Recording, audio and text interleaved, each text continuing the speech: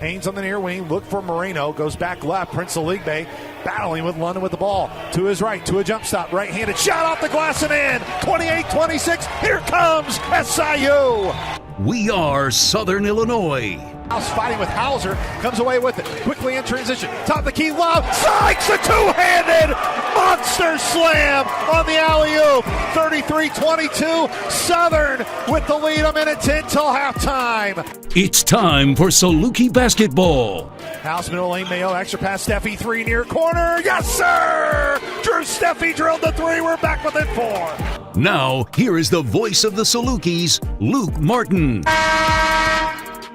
Welcome everybody back in to your Saluki Radio podcast preview of the Memphis Tigers on Wednesday night. Finally being able to be back in Carbondale just for a little bit from the Wells production studio here on the campus of SIU. I'm Luke Martin with the Hall of Famer Rodney Watson. Join us from the Evansville studios, as we like to call it, when we're on the road and trying to get together. And R-Dub, we just wrapped up a important Jacksonville Classic, 2 games back-to-back for SIU. They go 1-1 in those 2 games, and now we'll have a quick turnaround against a Memphis team that we were just talking about before we recorded. You talk about a group that is battle-tested. Coach Hardaway's group, they've gone up against an extraordinary schedule to this point. They are top 10 in the country in the strength of schedule at this point, according to Ken Palm, and it shows when you play those type of games. But when we look at from a Saluki perspective, what are your biggest takeaways from the Jacksonville Classic as we conclude that and now get ready for a big midweek matchup on the road at Memphis? We're a better team than we were when we played Austin Peay, and that's what you're looking for. You're looking to get better every day. And the thing that I really like is Southern keeps passing the toughness test. Now, having a little trouble getting past the 4-minute games, 3-minute game, 2-minute game thing. But man, these guys, talk about playing a good schedule. Gosh, Southern's played a really good schedule as well. I think they're very battle tested. They've gone against physical teams. They've gone against, the Delaware game. They were shorthanded, not to make excuses for the Blue Hens, but that's going to be a good team. When they get their team back, that's going to be a good win. And it's going to be, a 20-point win against them on a neutral court, catch them shorthanded, not going to apologize for it. But at the same time, Southern didn't play at the level of the game. They just extended. They're up 10. They just keep going up, and that was a great sign. And then came back. The thing that I was nervous about when I saw this schedule is when you come back and play a game under 24 hours, that's very much Missouri Valley Conference tournament-ish. I think it's a really good confidence builder that these guys know in the back of their mind. Regardless of what happened in the game, and the game didn't finish the way Southern wanted, but man, it wasn't about Southern run out of gas. They did not run out of gas, and that was a good indicator. I thought endurance and stamina and strength was very important. I like the way Southern's still going the free throw line, 11 of 13. They're not shooting the three as well as they need to. They're not bashful about saying that. It's very obvious. But they are scoring in the paint in the men's league, man. And UAB is, we saw something that's really unique when their starting point guard Robinson came out of the locker room at the 8-minute mark on the clock at halftime. I've never seen that in all the years as I started playing when I was in 3rd grade. I've never seen something like that. It's not really that big of a deal. It was just really odd. But it told me that UAB is going to play at one speed. They're like a lawnmower. They turn it on. They have one throttle. There was no adjustments. We're going to keep playing the way we do. We're going to keep playing smash mouth.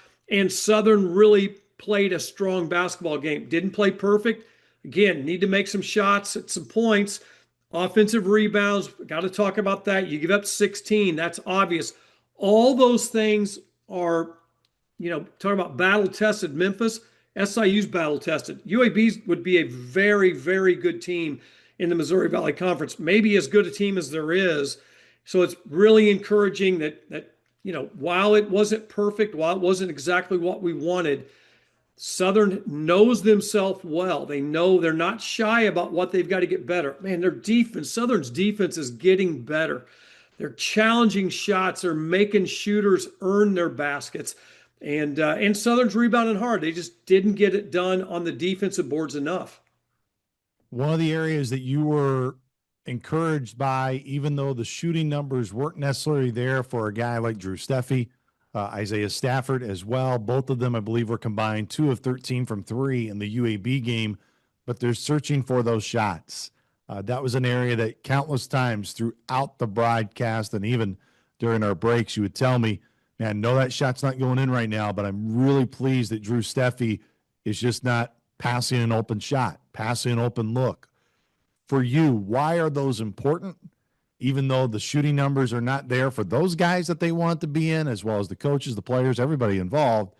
But it's very important, though, you can't make them unless you take them. And if you start pulling back a little bit, sometimes it's hard to get back to that point. We use these two names a lot, two great players that I was around at SIU, great scorers. Kent Williams, Chris Carr, I've asked them both about missing shots. They said, oh, shooters got to have short-term memory. And that's what that is such a good indicator. It's like you never have made a shot that you didn't shoot.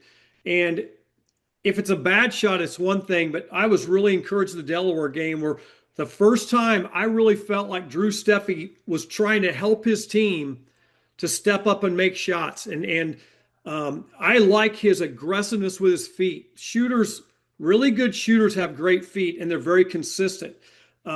Isaiah Stafford is shooting the ball from the mid-range right now. He's a three-point shooter as well, but Coach had that conversation with Isaiah Stafford at the Delaware game in the first half, and it was in the second half, right in front of their bench. It was, you got to shoot the ball, man. You got to help us score.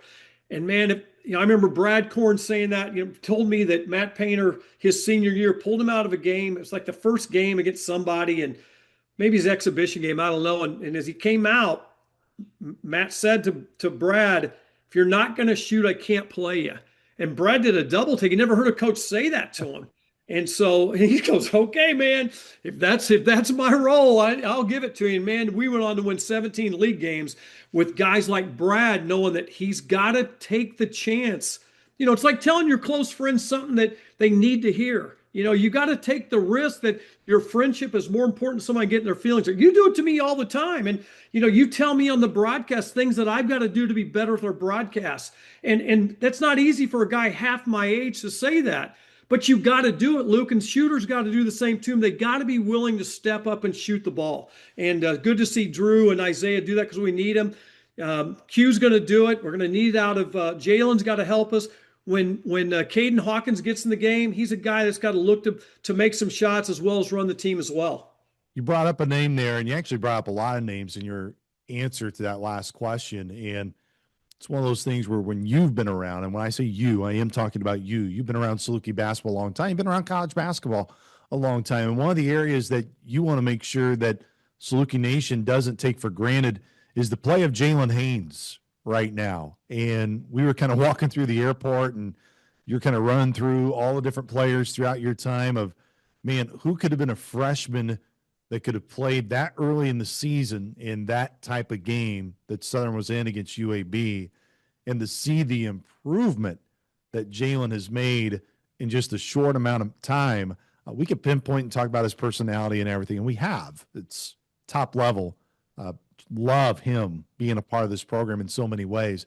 But can you bring the historical perspective, and honestly, a perspective that really should shift Saluki fans and saying, man, what you're seeing right now is not norm, and to really appreciate what Jalen Haynes has done in a short amount of time? Kent Williams, the first one. Look, Chris Carr didn't get off the bench much. I mean, now we were stacked his freshman year with Amaya and Tyrone Bell and Chris Lowry and those guys running the team, but Chris didn't get in much early. I mean, he played, but Kent Williams, and again, I'm not anointing Jalen right now, but man, for a guy to be able to get on the court against teams like UAB and at Nevada before Thanksgiving, it's usually, as coaches, we've got to be the mature people in the room saying to ourselves, look, we're going to push these guys. We need them to be good. But you got to be realistic with freshmen. Freshmen aren't responsible for winning games, but sophomores, juniors, and seniors are. When you talk about Darren Brooks redshirted his freshman year, Kevin Dillard ended up being a terrific player, freshman of the year, and was on a team that was very young. And we went and took some tough games. I mean, we played a tough schedule with those freshmen, with Ryan Hare and Booker and Roundtree and some of those guys that and they we were asked them to do stuff that, man, I mean, we played We played Duke at the Madison Square Garden in UCLA and took a couple losses. And, you know, nobody likes that. But, you know, again, what Jalen's doing, he's given this team serious minutes. I mean, if you look back at the Austin P game, man, that game was super fast for Jalen. And then at Lindenwood, it's like, okay, coach started him. He had to play the point guard. I thought it was really smart. I thought Coach Nagy really helped Jalen by forcing him to get more comfortable. To start the game against Lindenwood, who, by the way, just popped Kansas City this weekend. But I thought that really helped Jalen as you look back. And we talked about that, starting other guys, give them, because they're going to have to, there'll be times where guys have to start. They're not used to it. But for Jalen to come in and be comfortable, for him to get to the basket, the driving basket he made in the first half from the left wing across the lane against horses that were physical in UAB, to score that ball kind of sweeping across, kind of be a sweeper pitch is what it would be in baseball. But for him to score a layup like that in his sixth college game, gosh, that's impressive. You brought up a year where, of course, it was back in 2008, 2009 when you guys went out to New York. You played Duke and UCLA, came back to play out Western Kentucky. You had a non-conference game as well with St. Louis and Charlotte. You then went to Nevada. That was the same year. So, I mean, you've been a part where you've had to kind of go coast to coast. You've had some non-conference schedules that have been challenging in terms of being on the road. You've seen it all. And Coach Lowry, when he was here, he never shied away from that. I know you've shared so many of those stories with him. Right now, there's no doubt this has been a really tough stretch in terms of travel for the Saluki basketball program. It's still far from over. They still have trips to High Point. They still have trips to Richmond as well. What do you say to these guys, the coaches, the players in this role of you still are optimistic about what you've seen to this point? No one's going to say that this is easy by any stretch. And when we talk about Memphis here in a moment, it ain't going to be easy on Wednesday night in the FedEx Forum. But how this can really help Southern if they can just continue to lock arms here, Coach Watson, and fight through a lot of early season adversity. Yeah, the coaching staff's got to keep reminding themselves there's 20 things to work on and 10 things to build on. Every team in the country's kind of got that 1-to-2 ratio. The problem you have as coaches is you get your feelings hurt when you get beat and your pride gets in the way, and all of a sudden you lock in on the 20 things to work on and you forget about the 10 things to build on. What I've liked about what I've seen out of Coach Nagy and his coaching staff is it's not okay to lose. Let's not like that. That wasn't cool. Being 3-3 is not at all cool. It's not okay. It wasn't okay with any of the coaches I worked for. It wasn't okay with me when I got my own chance to run things. But you got to be smart and realize it's November and you're building your team. With the conference schedule coming so early before Christmas, and we're going to be playing Illinois State really soon, and we've got a lot of games in between, but you're still always, your non-conference is getting you ready for league play. If the bottom line is, if you win your league, really great things are going to happen in the spring. It's going to be things that 10 years after the season, you'll look back and go, boy, probably didn't appreciate that as much as we should have. But that's the point you're trying to get ready for. I see these coaches telling these guys, coaching them and not dwelling and not dog kicking when you're in a part of a program. And there's a lot of it going on throughout the country, that when you're part of a program where you're kicking the dog because your feelings are hurt because you got beat and it's the score, you got a problem. Look, you as a coach, you give yourself about an hour to get over it. Okay, and we get a full dose of Coach Nagy. Everybody knows it. We all hear it. He wants no part of losing. He hasn't lost much in his career, and you got to respect that. You got to want it. You also see him talking to his guys. Like, we get a chance to see him on the bus, or we get to see him in the airport. And it's different than what we see 4 minutes after the game or, whatever. And same way with the assistant coaches. You don't have some knucklehead assistants running around, trashing the team. That's what's really, and those things are really important, Luke, in November. You can also get emotionally drunk on winning and think you can start focusing on those 10 things you do well and forget about the 20.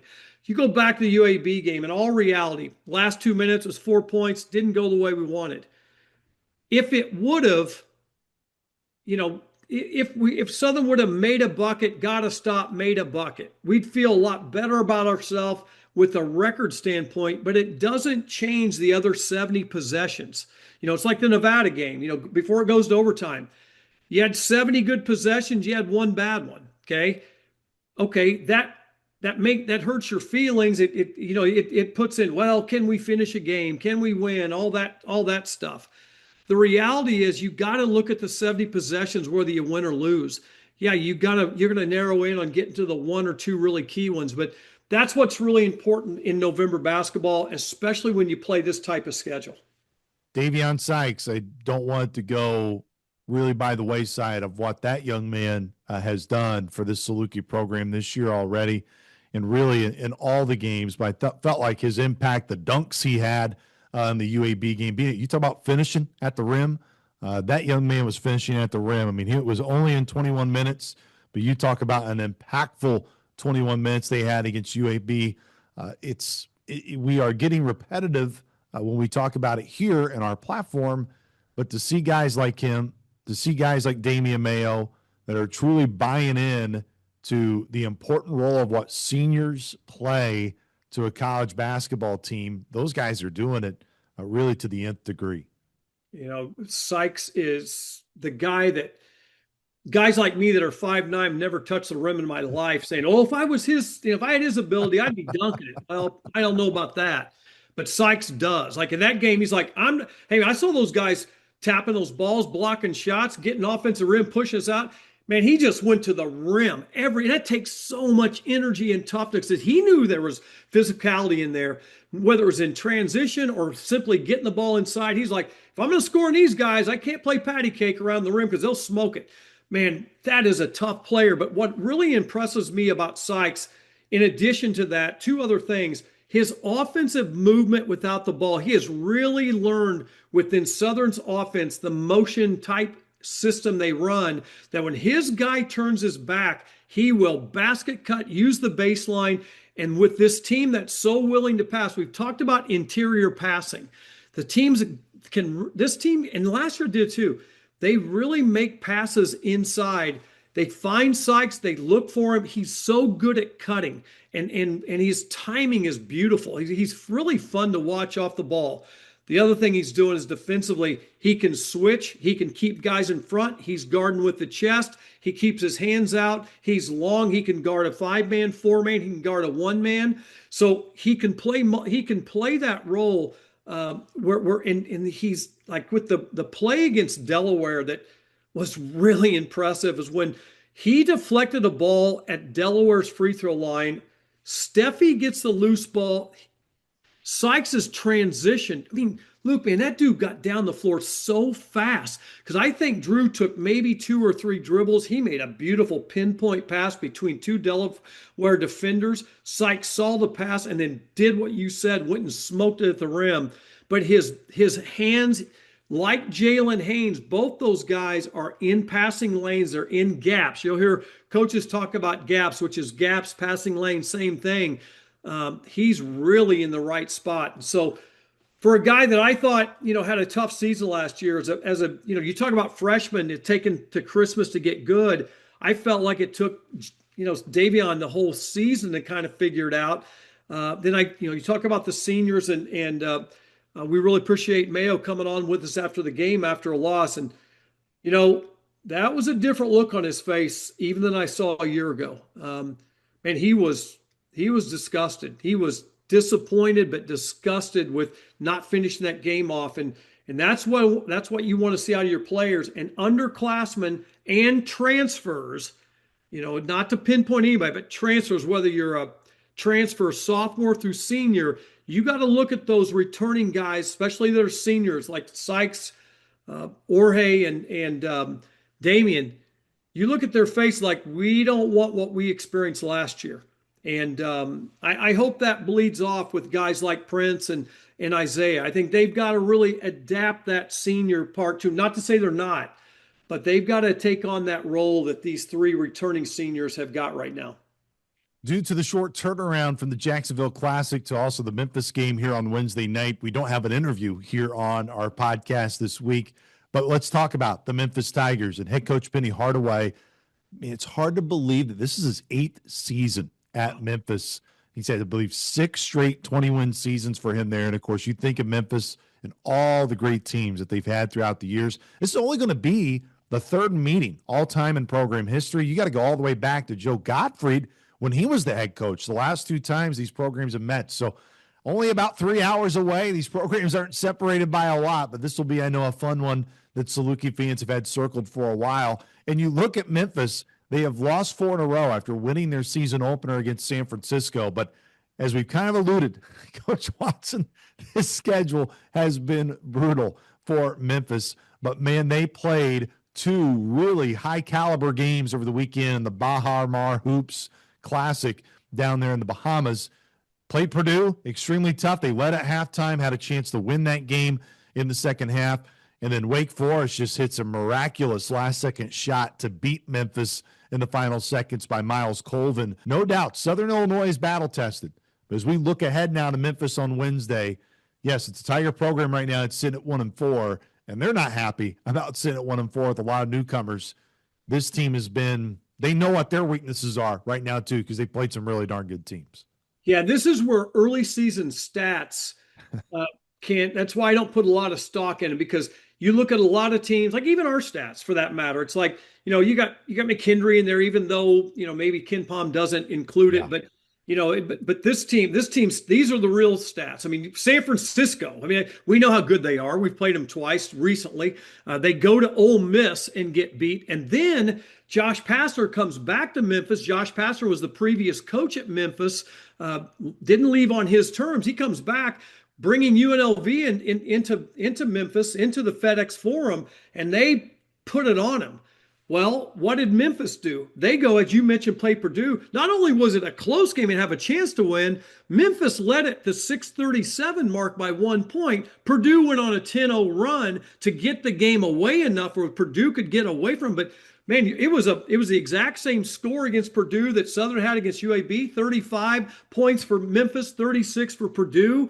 Memphis then it goes, takes the lead, kind of what we've seen, but it's against Purdue, not to slight UAB any, but man, we've seen Purdue and those guys, they have monsters out there, plus probably the best point guard in the country. So really good game there. And then golly, I didn't see the game against Wake Forest that Memphis played on the neutral site in the MTE. I'm like, wait a minute, there's no way they could have got beat. They hit 2 free throws to go up by 2 with 1 second to go. There's no way. That score's got to be wrong until I watched the highlight, and it was the home run play. Saluki fans, you remember when Bryce Drew played for Valpo, he caught the ball against Iowa State in the first round of the NCAA tournament. The reason why we all say that they can't screw this tournament up, that's the Cinderella thing, that's called their home run play. And for Wake Forest to run it perfectly on a neutral court in the 4th or 5th game of the season for Wake Forest, to catch the ball with 1 second, toss it back out to the shooter beyond the 3-point arc,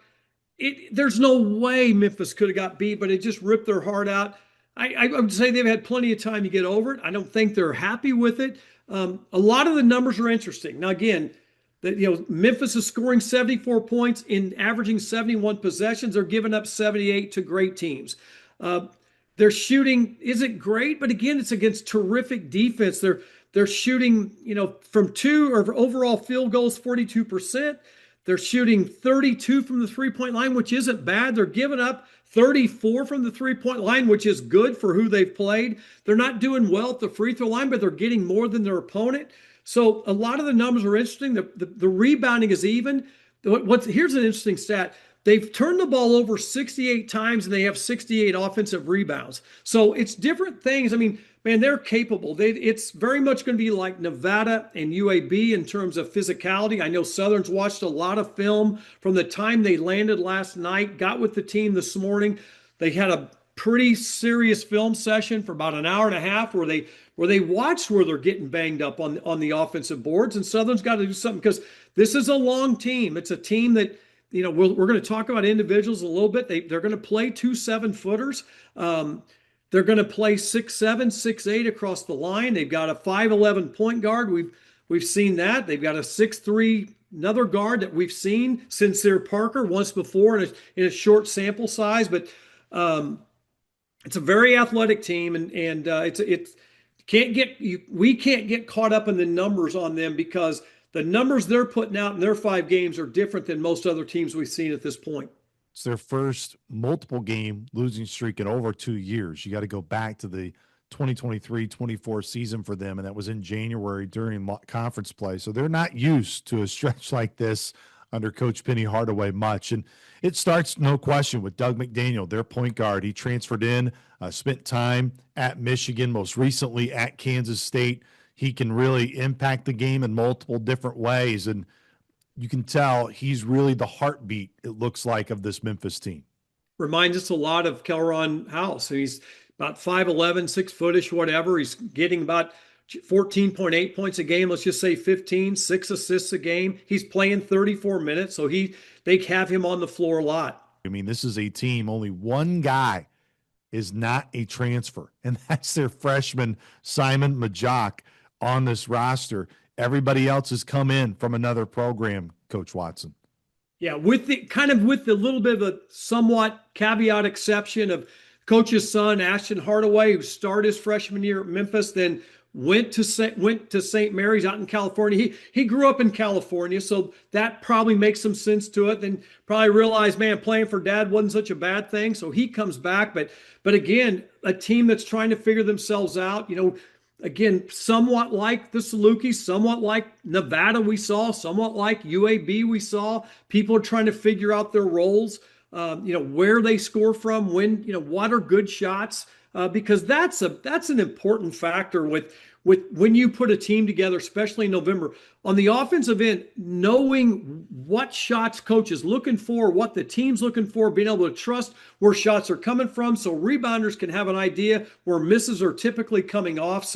But then on the defensive end, that's another part of it. This team gets 7 steals a game. They get it stolen 7 times a game. So, there's some of those things they're still trying to figure out as well.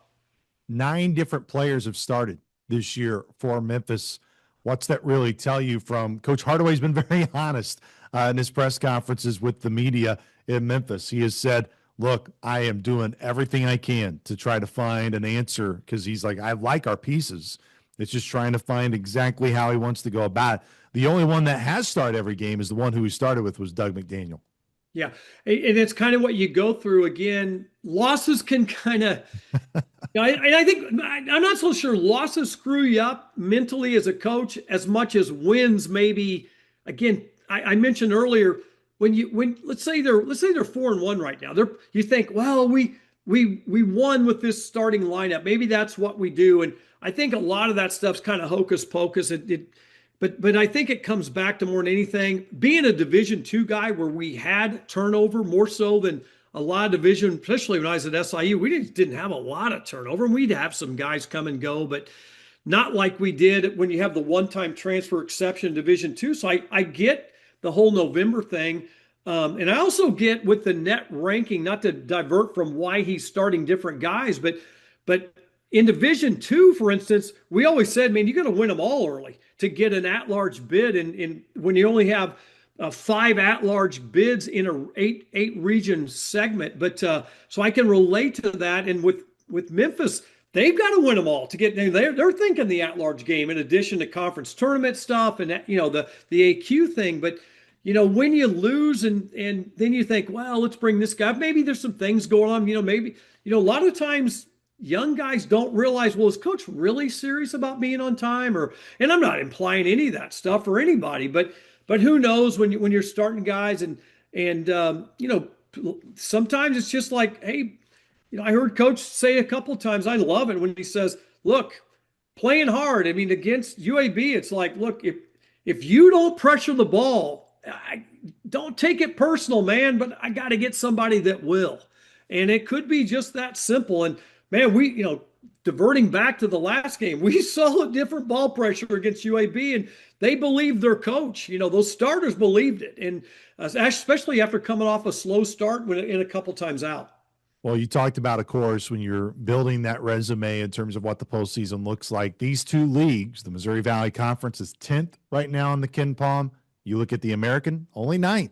These 2 leagues are very, very close. UAB, who Southern just saw, they're kind of right now right in that middle, right in the middle of the kind of that upper middle tier, if that makes sense. Memphis, South Florida, and Tulsa and Wichita State right now, those 4 schools are top 100 in the Ken Palm. UAB is that first one right behind them at 104. And just again, the net rankings don't come out, I believe, for another couple weeks.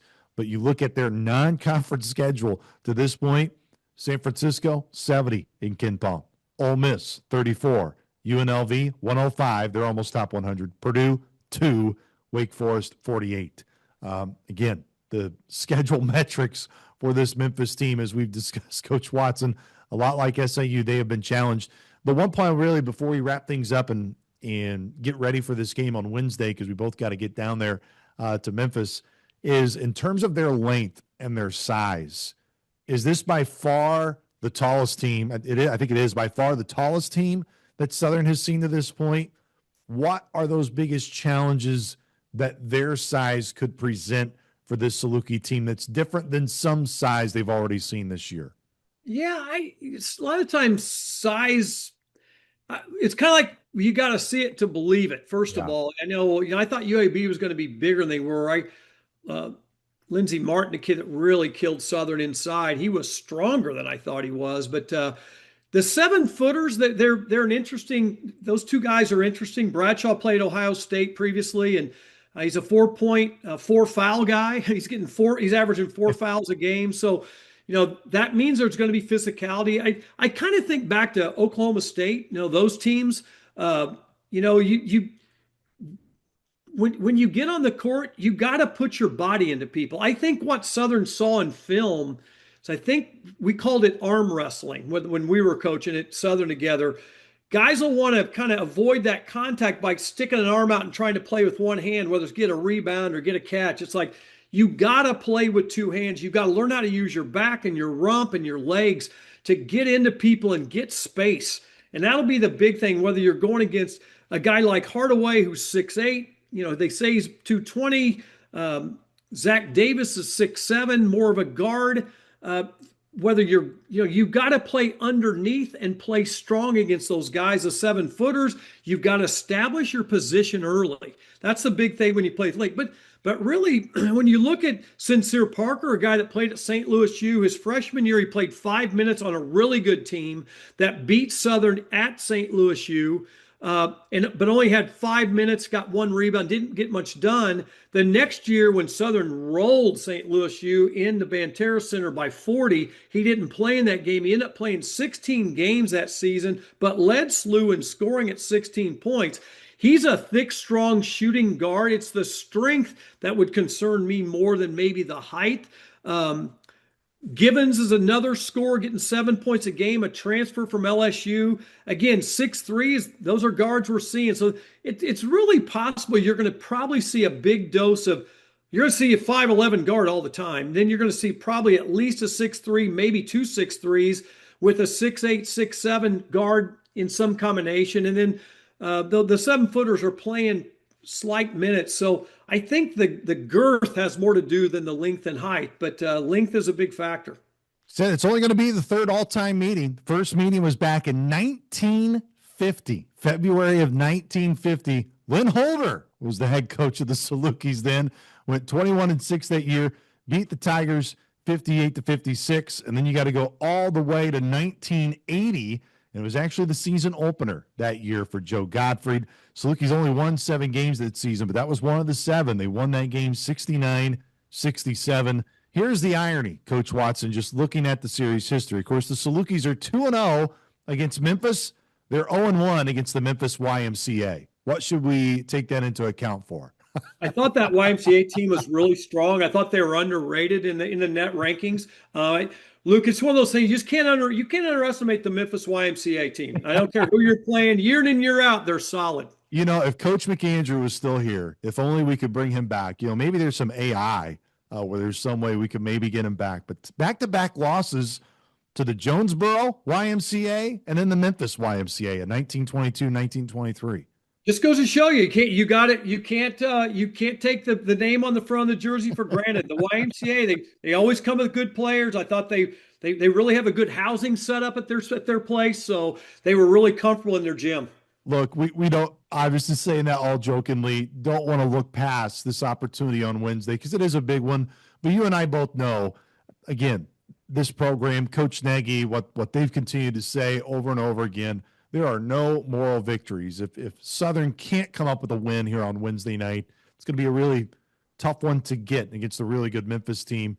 But still, regardless of those steps that this team has made and the improvement they made, they get to come back home finally on Saturday. And I know you and I will both be there, Coach Watson. It's a great opportunity for this fan base to really see how improved this team, the improvements this team has made since the last time they were able to watch them a couple weeks ago. I've said this before to my buddies who, when I was there, talking about scheduling, like about playing people. And I said, coaches got to be able to handle losses. Players can handle losses. They get over it. And that's how God created us. I mean, that's great. Okay. But coaches got to get over it. Okay. But the fans got to get over it. And we all want, as fans, we want to play a great schedule. We want to play that good, tough schedule. And then when things don't go our way, like I remember playing, we got to get the NCAA tournament. So we get there in 93 and we're up 5-4 on Duke, and then they come back and they roll us by 35, and there weren't any free lunches in town that week. But as fans, I'm just telling you guys, I love you guys. You are the best fans in the Valley, and trust us when we say this team is really coming on defensively. Man, we've making major progress. We know where we can score inside. We got to get better from the perimeter, but this is a team worth following. This is a team worth getting behind because I think we're going to have a lot of fun come Valley time. No question. Again, Salukis will be back at home Saturday against Little Rock. Got Thanksgiving in between there, but we'll find time hopefully on Friday for all of us to get together and preview that game with Little Rock on Saturday. But first things first, there'll be the Memphis Tigers on Wednesday night from the FedEx Forum, which will be neat to get in there for the first time. Of course, the home of the Memphis Grizzlies and the home for the Memphis Tigers. We hope you join us on Wednesday night. Pre-game coverage will start at 6 o'clock. Tip-off will be at 7 on the Saluki Radio Network. So for the Hall of Famer, Rodney Watson, I am Luke Martin saying so long, Saluki Nation. We will talk to you Wednesday night from downtown Memphis. Go Dogs. This has been Saluki Royalty, the official podcast for Saluki Athletics. Don't forget to subscribe, rate, and review however you listen. The preceding has been a Learfield presentation on the Saluki Sports Network.